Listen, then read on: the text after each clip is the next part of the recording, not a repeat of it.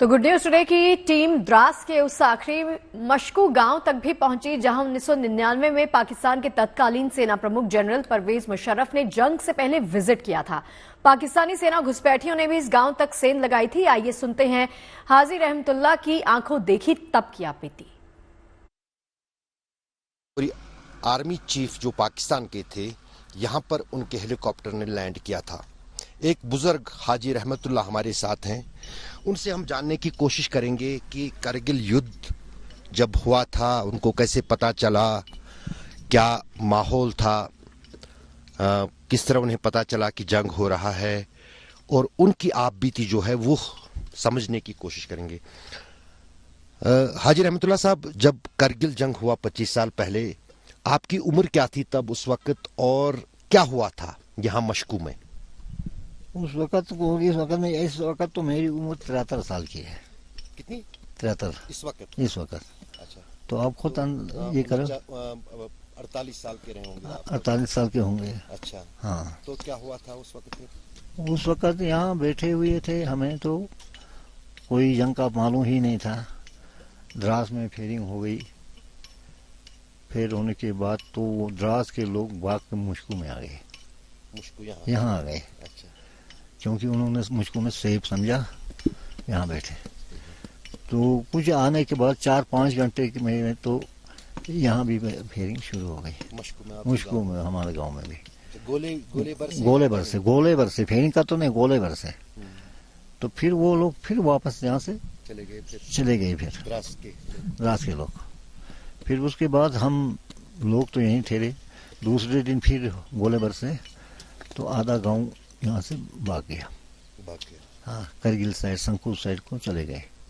द्रास में भी हो गया। फिर उस दिन बच्चे छोटे लड़की सबको हम लोगों ने नीचे चले गए। फिर कुछ लोग बैठे, माल शाल था सब कुछ।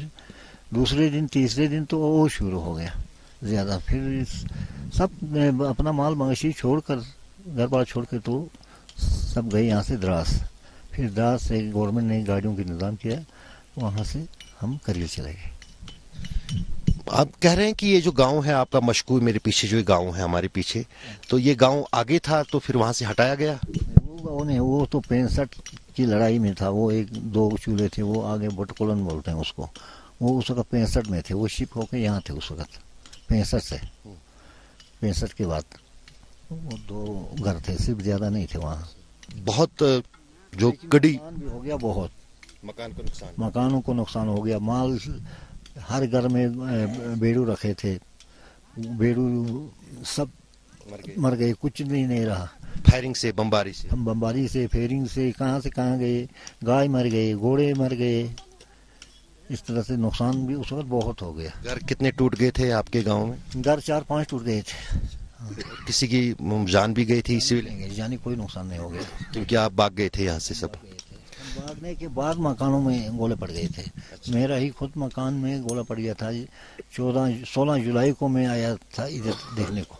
उस वक्त मकान में गोला नीचे आके भड़ के गया था, मकान गिर गया था। बाद में गवर्नमेंट ने हमें 22,000 रुपया दिया लास्ट में।